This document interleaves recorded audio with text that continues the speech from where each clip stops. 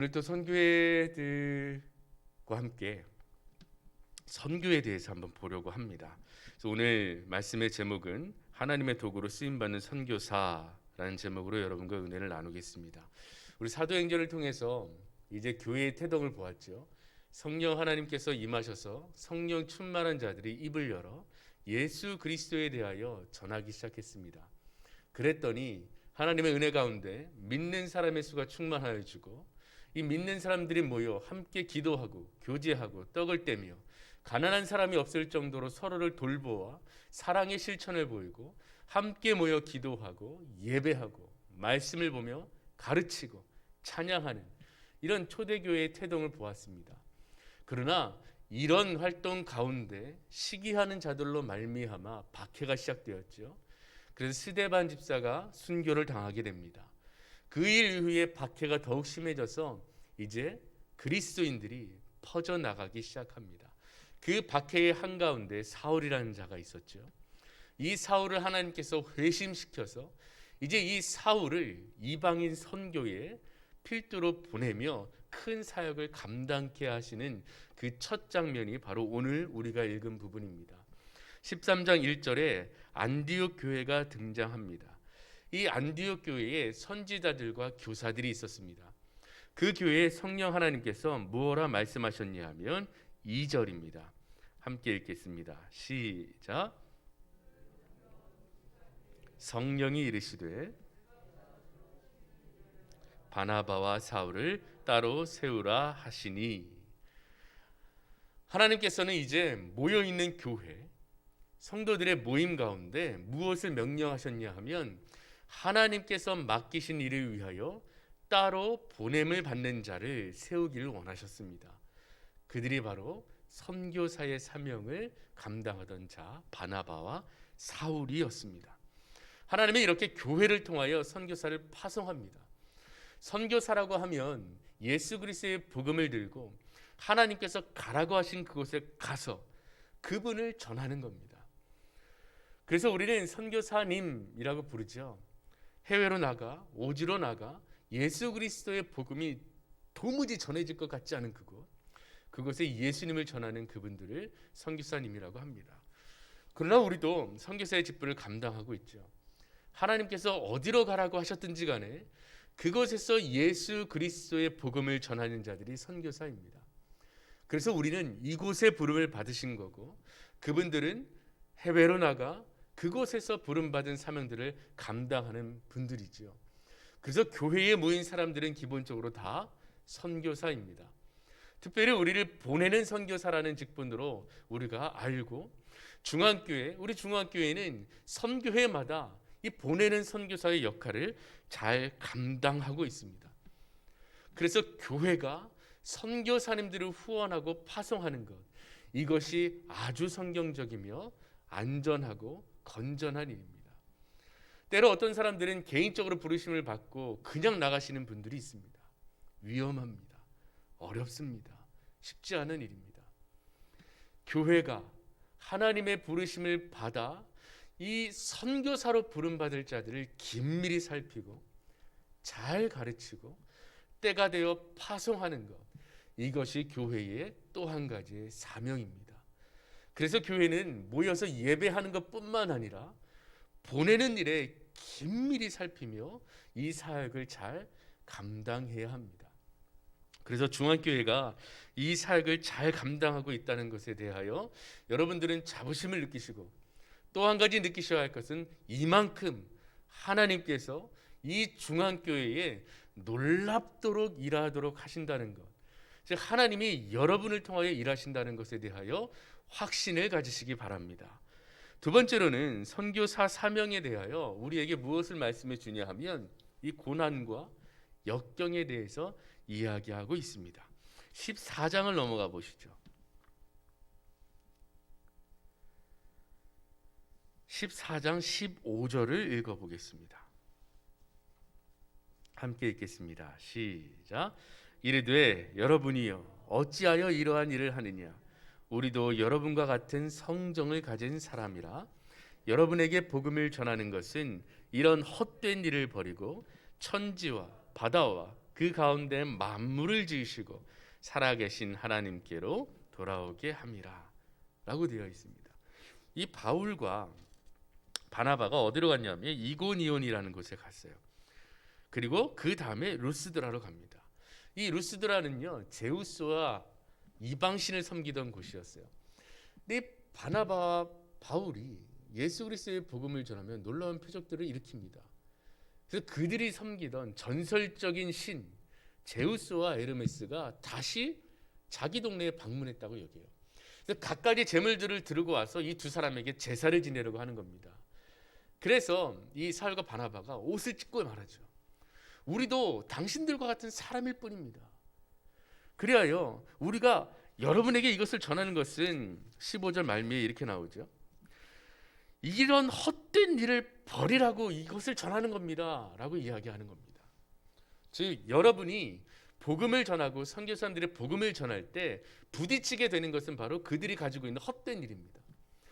복음은 기본적으로 무엇과 대결하게 되냐 하면 여러분이 가진 복된 소식과 그들이 가지고 있는 헛된 일과의 대결입니다. 그래서 부딪히게 만들죠. 그것은 헛된 것입니다. 살아계신 하나님이 유일한 하나님이십니다. 그 하나님이 우리를 사랑하셔서 예수님을 이 땅에 보내셨습니다. 그리고 우리의 죄를 위하여 죽으시고 다시 살아나셔서 우리에게 영생을 허락하신 분입니다 라는 것을 전하기 시작합니다.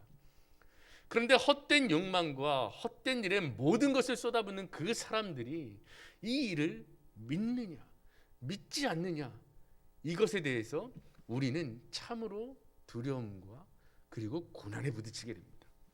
헛된 일을 버리지 않는 자들이 선교사님들을 어떻게 하죠? 핍박하기 시작합니다. 심지어 죽음의 상황까지 내몰죠. 오늘 바울과 바나바는 돌로 쳐 죽임을 당할 뻔하는 상황에 오르게 됩니다. 그래서 사람들이 이 바울이 죽은 줄 알고 동네 밖으로 내버려요.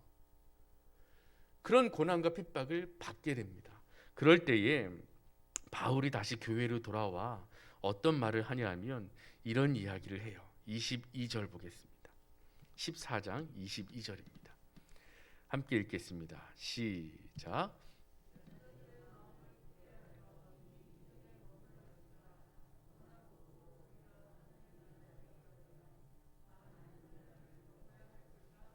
아멘. 이제 선교 사역들을 마치고 다시 교회로 돌아왔어요. 그 교회에 이런저런 일들을 이야기하면서 명확히 하는 것이 있습니다. 이제 여러분들이 예수 그리스도의 복음을 받아들여 예배하기 시작했고 교제하기 시작했고 이 가난한 사람들이 없을 정도로 사랑하기 시작했는데 이렇게 기쁜 가운데 여러분들이 피할 수 없는 것이 있습니다. 그것이 바로 고난입니다. 우리가 하나님 나라에 들어가려면 많은 환난을 겪게 될 것입니다. 그러니 어떻게 해야 하겠습니까? 라는 겁니다. 이것이 교회가 피할 수 없는 사명입니다. 선교 가운데 닥치는 환난과 고난이 반드시 있을 거라는 겁니다. 우리 요한복음 15장을 한번 가볼까요? 요한복음 15장 19절을 한번 보겠습니다. 175페이지 정도에 있는데요.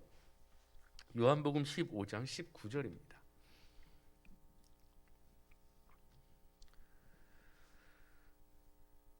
(174페이지) 정도 있는데요. 찾으신 분들 함께 읽겠습니다. 19절입니다. 시작.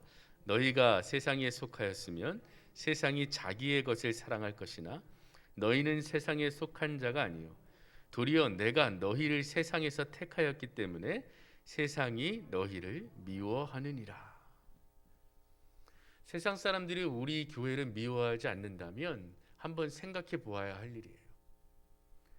교회가 세상에 속하였느냐 하나님께 속하였느냐는 아주 명확하게 드러날 것입니다.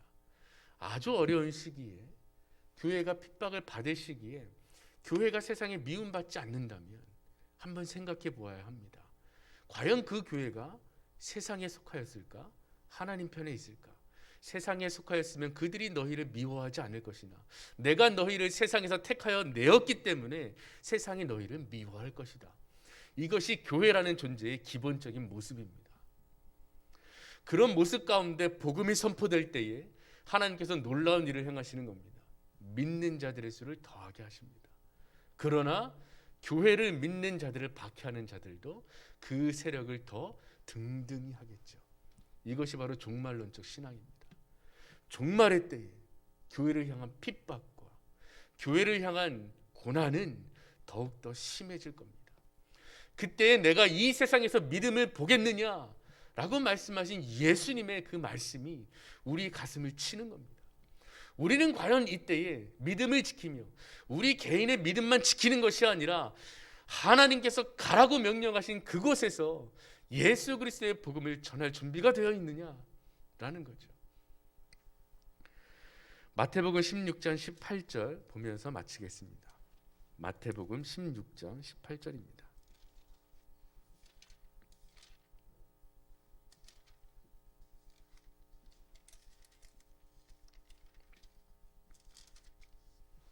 (26페이지) 여간에 있습니다. 마태복음 16장 18절 읽겠습니다. 시작. 또 내가 네게 이르노니 너는 베드로라.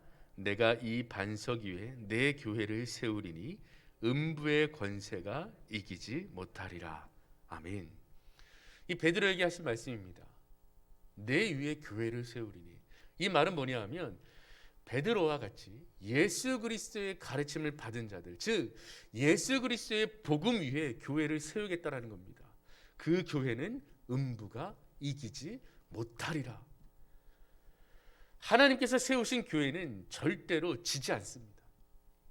음부의 권세가 교회를 무너뜨릴 수 없습니다. 이것이 우리에게 고난받는 교회에게 주신 위로와 격려입니다. 우리는 넘어지지 아니하리라. 하나님께서 약속하셨으니까. 그래야 우리는 어떠한 고난 가운데서도 이 복음을 전하는 일을 계속할 수 있겠구나 라는 확신을 가지게 되는 겁니다. 왜요? 치지 않을 거니까요. 음부의 권세가 우리를 무너뜨리지 못할 것이니까요. 세상은 교회가 고난받는 것을 보고 이제 교회가 곧 사라지겠구나, 이제 교회가 곧 잠잠해지겠구나, 이제 교회가 우리의 말을 좀 더 듣겠구나 라고 생각할지 모릅니다. 그러나 교회는 절대로 무너지지 않습니다. 어떠한 고난과 핍박 가운데서도 예수 그리스도의 복음을 전하는 일은 멈추지 않을 것입니다. 중앙교회를 보십시오. 여러분들이 선교하는 그 선교지를 보십시오. 국내뿐만 아니라 해외 선교까지 그곳에서 일하시는 선교사님들을 통하여 여러분의 기도와 후원을 통하여 하나님은 그분의 일을 하실 겁니다. 그분의 때에 그분의 사람들을 불러 모으실 겁니다. 세상에는 모든 사람들이 복음을 듣게 될 겁니다.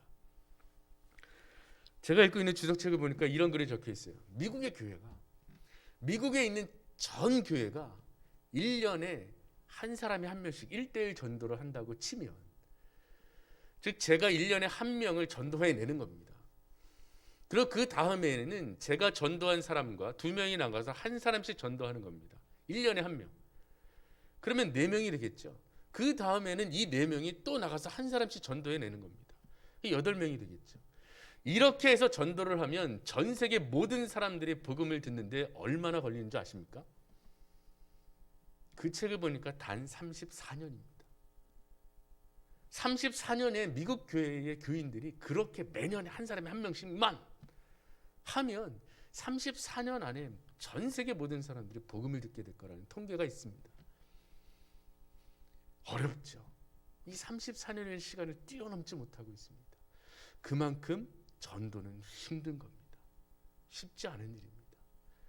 그런데도 하나님은 교회를 세우셨고 여러분을 통해서 지금도 그 일을 하고 계십니다. 그리하여 이 사명을 잘 감당하고 있는 우리 중앙교회 성도 여러분, 오늘 사울과 바나바의 역경 속에서도 믿음을 잃지 않고 오히려 교회를 격려하며 고난 가운데 이 믿음에 거하라. 고난이 반드시 있을 것이나 기도하라. 승리할 것이다. 라는 이 권면을 우리의 권면으로 받아들이고 감사하며 후원하고 선교할 수 있음에 감사하며 이 교회의 사명을 잘 감당하는 우리 중앙교회 성도 여러분들 되시기를 주님의 이름으로 축원합니다. 기도하겠습니다. 전능하신 하나님, 사도행전을 통하여 초대교회의 모습들을 보게 됩니다. 하나님께서 교회를 통하여 선교사님들을 파송하셨고 또 그들을 통하여 고난 가운데서도 승리하며 하나님의 역사를 채워가는 모습을 보게 됩니다. 우리들도 이 교회로 보내셨고 또 이 교회를 통하여 이 중앙교회를 통하여 세상으로 보냄을 받게 하시니 감사합니다. 세상이 우리를 이기지 못할 것은 살아계신 전능하신 하나님이 우리와 함께 하시기 때문입니다. 이 믿음을 가지고 이 격려함을 가지고 이 중앙교회가 한 마음으로 우리에게 주신 선교의 사명들 잘 감당할 수 있도록 도우시옵소서. 이렇게 일하게 하시니 감사합니다. 이 일함이 우리 중앙교회 모든 성도들에게도 기쁨의 고백이 되는 줄 믿습니다. 더욱더 감사하게 하시고 더욱더 기뻐하게 하여 주시옵소서. 모든 것 주님께 맡기며 우리 주 예수 그리스도의 이름으로 기도합니다. 아멘.